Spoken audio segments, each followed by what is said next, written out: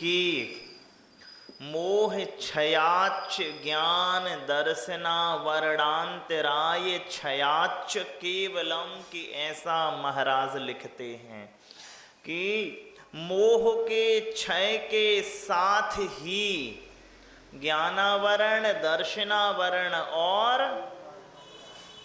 अंतराय का क्षय होता है। साथ ही का मतलब आगे पीछे लगा लेना। फिर होता है चाचा केवल ज्ञान।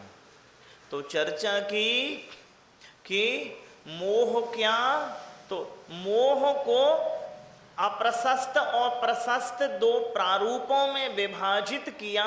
तो यहां पर जो प्रारूप है वह अप्रशस्त ही गर्भित है। क्यों? क्योंकि महाराज साहब लिखते मोह महामद पियो अनादि।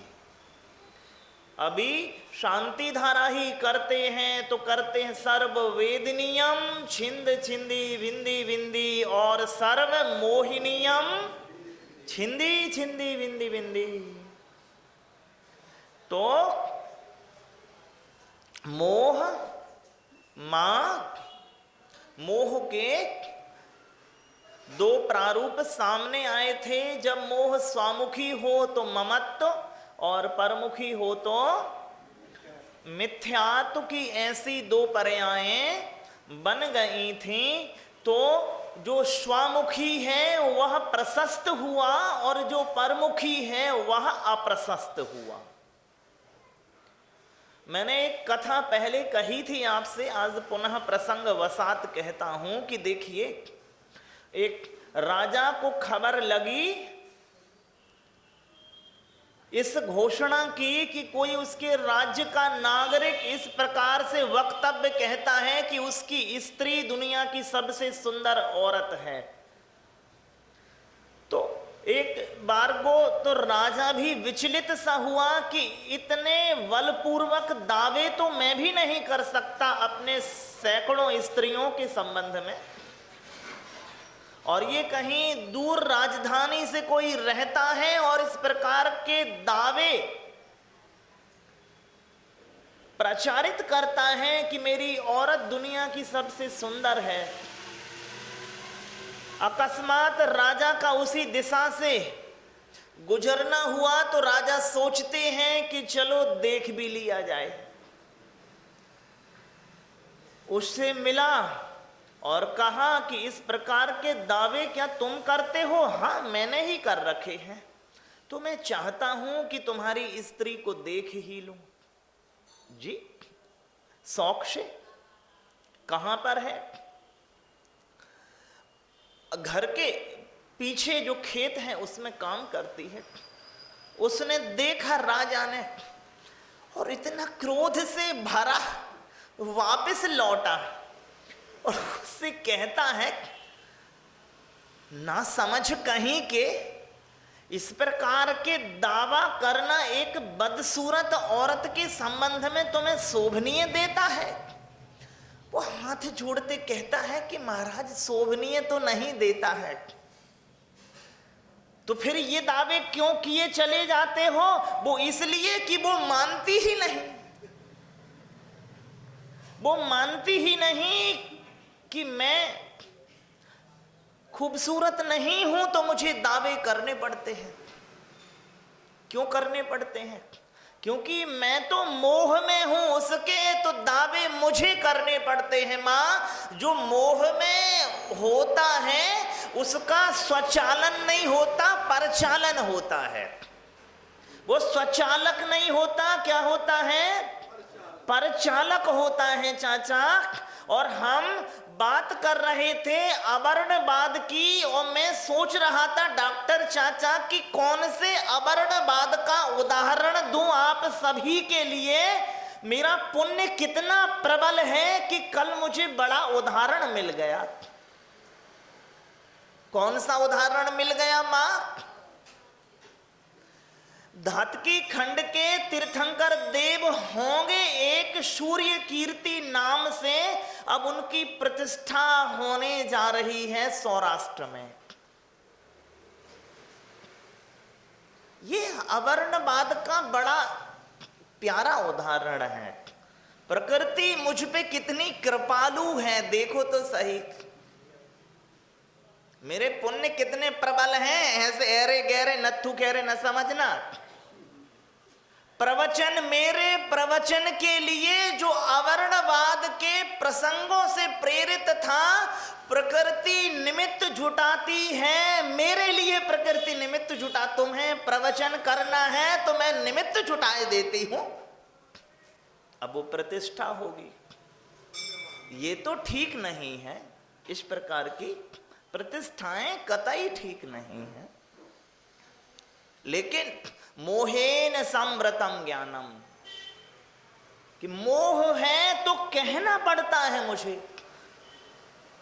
मोह है मां, अकेला आदमी जिस चाल से चलता है चाचा, वो अपनी स्त्री के साथ हो या परिवार के साथ हो तो उसकी चाल पौन रह जाती है।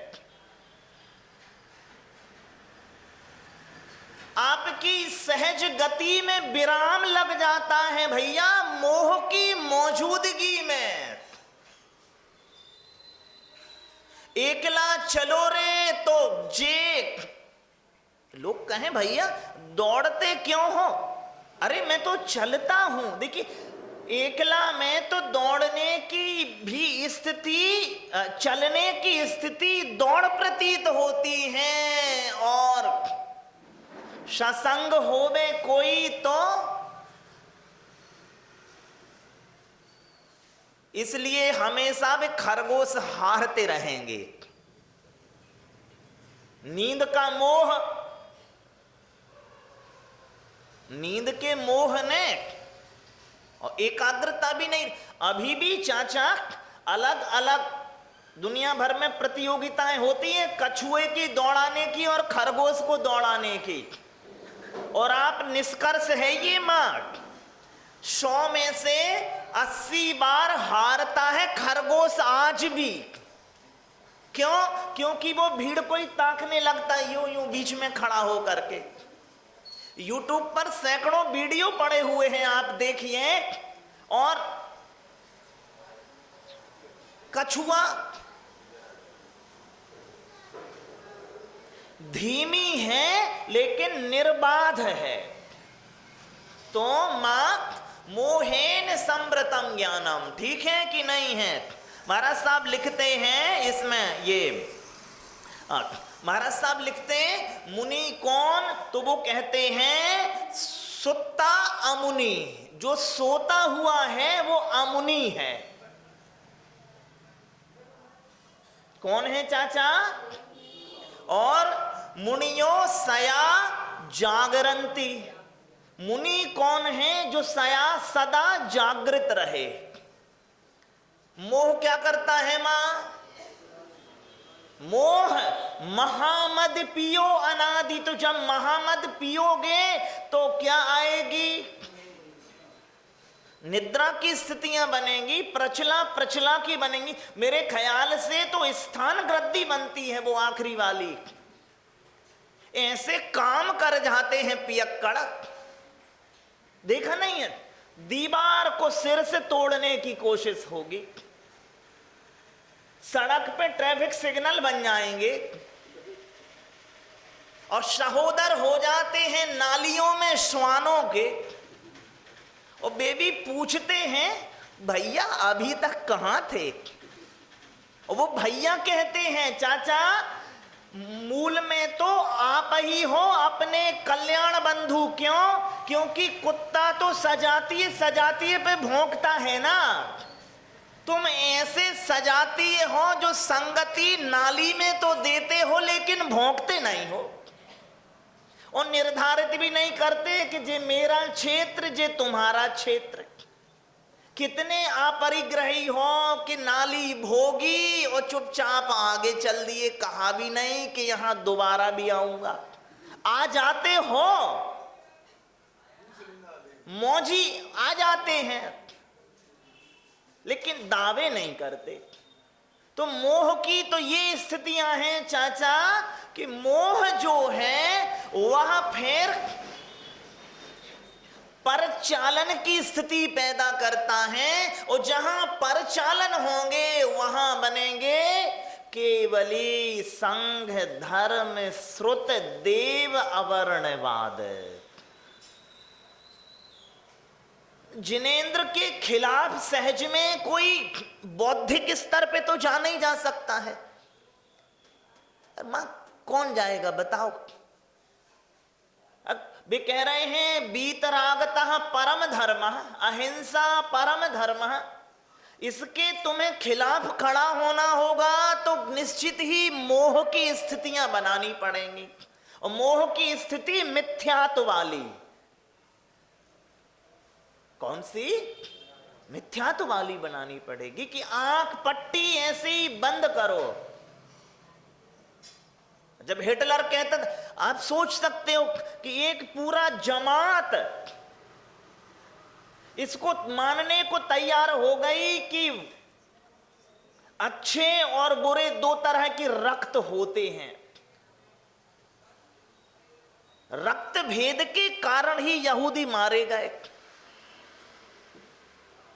और रशिया में या चाइना में जो कम्युनिस्ट कंट्रीज हैं जहां पे उनका शासन है, कोरिया, नॉर्थ कोरिया में, अरे मां बार बार दोहराओ असत्य को। हिटलर के बड़े वचनों में एक है कि झूठ को इतना दोहराओ कि वो सत्य परिलक्षित होने लगे। तो ऐसे झूठ बार अवर्णवाद ऐसे ही शुरू नहीं होते हैं मां। दिगंबर परंपरा और श्वेतांबर परंपरा में जो मूल भेद आज भी आप साधुओं में देख लेंगे तो वो मूल भेद आते हैं भोजन की चुनौती से निपटने के।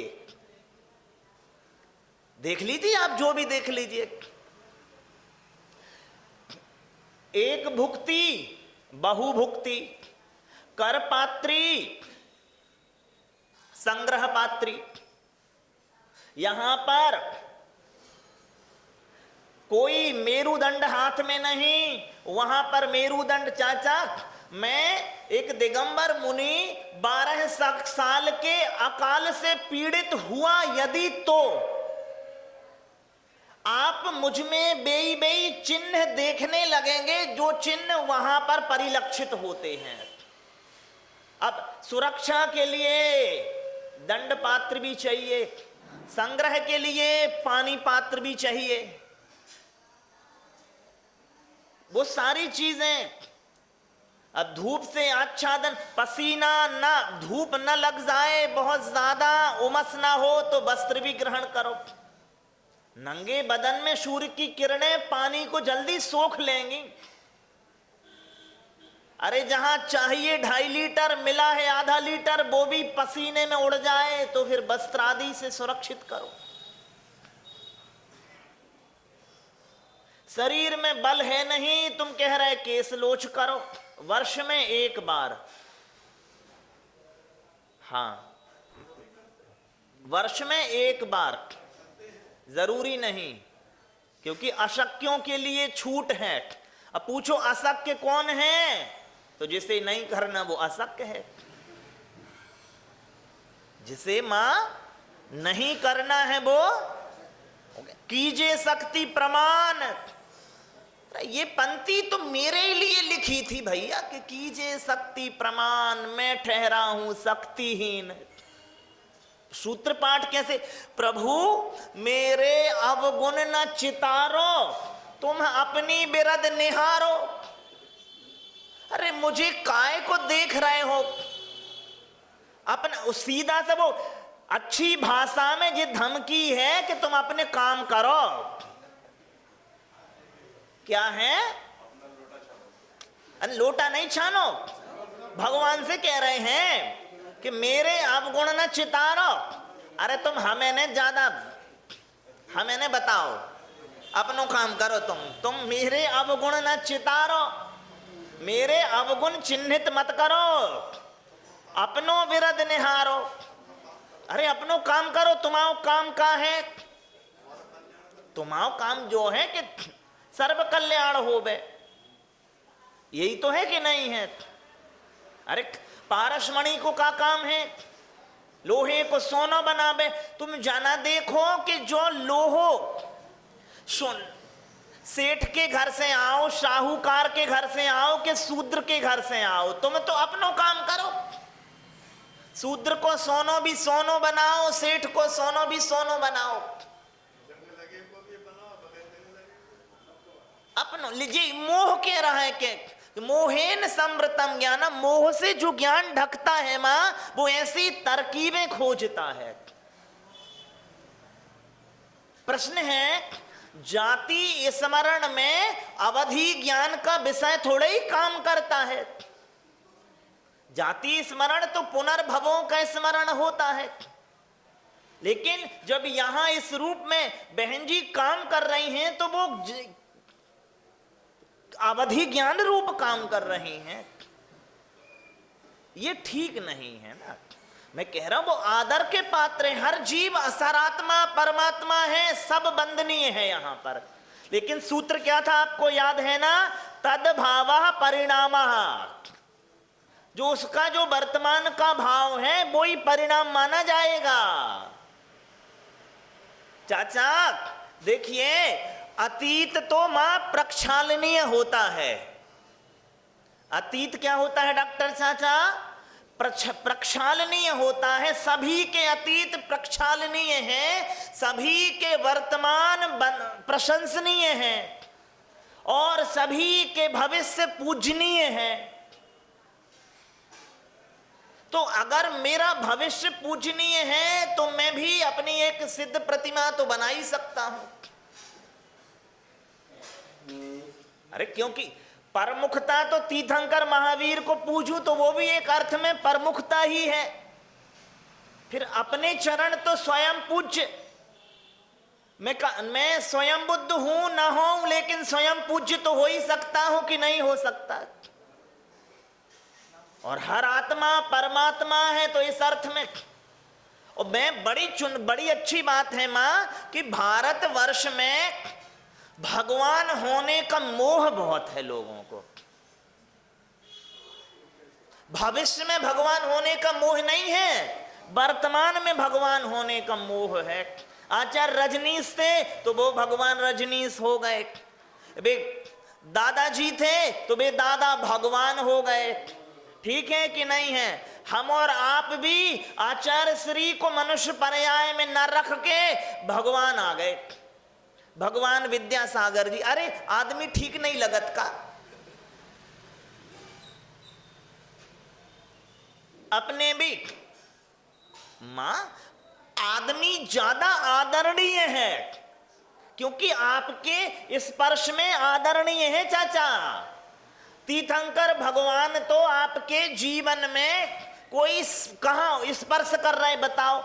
जब वे बालावस्था में थे तो देवता खेलने आ रहे, आदमी को प्रवेश नहीं मिला उनके जीवन में।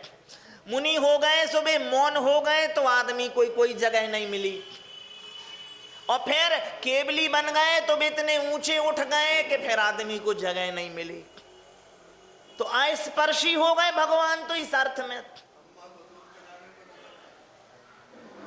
अरे माएं, जो चाचा कह रहे, माएं अगर दुग्धपान न कराएं शिशु के लिए तो देखो अधूरापन रह जाता है, स्त्रीत्व पूरी नहीं होता।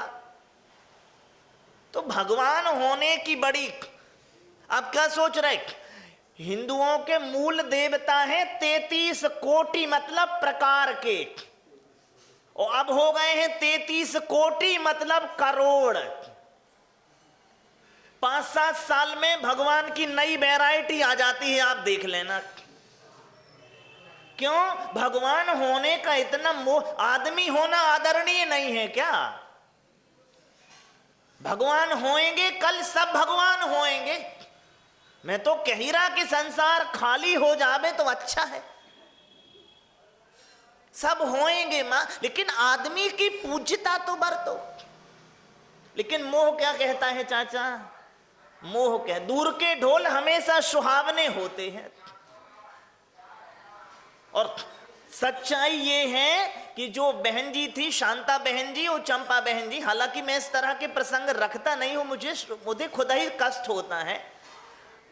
उनके पूर्व भाव की जो पर्याय थी, जैसा वो खुद ही कहती है, मैं नहीं कह रहा, पूर्व भाव की पर्याय में वो पुरुष रूप थे, विदेह क्षेत्र में पुरुष पने में थे वो तीनों जीव। और पुरुष रूप पर्याय से अगर स्त्री रूप पर्याय हुई है तो सामान्य तौर पे उसे प्रमोशन नहीं डिमोशन माना जाता है कि वहीं पर कुछ ऐसा अब बंधक स्थितियां आपकी रही होंगी कि जो इस पुरुष पर्याय से आप स्त्री पर्याय में आए। अब आप देख लीजिए तो वो जो सातत्य है, जो श्रृंखला है, वो किस रूप में बनी होगी। तो इस प्रकार के अवर्णवाद, देव का अवर्णवाद और धर्म का अवर्णवाद और गुरु का अवर्णवाद और संघ का अवर्णवाद मोह की स्थितियों में ही होता है और मोह की स्थितियां ही बनती हैं। दर्शन मोह भी और बांधा जाता है, जो कि किसी के लिए भी कतई ठीक है नहीं। तो मां दर्शनावरण के लिए महाराज साहब क्या ले रहे हैं? सुत्ता अमुनि, जो सोता है तो वो मुनि है, असुत्ता अमुनि और असुत्ता मुनि। तो जो जागृत है वो मुनि है। तो सभी अपने अपनी स्थिति में अपने अपने देश काल सापेक्ष जागृत हो सकते हैं तो मुनि हो जाएंगे। और दूसरी है मौनम इति मुनि, की जो मौन है वो मुनि है। और जो मुनि है वो मोह से, उसका मोह फिर वहां पर संयम, मिथ्यात्व रूप राग नहीं रह गया है, सराग रूप राग रह गया है, मिथ्यात्व रूप नहीं रहा, ममत्व रूप रह गया है।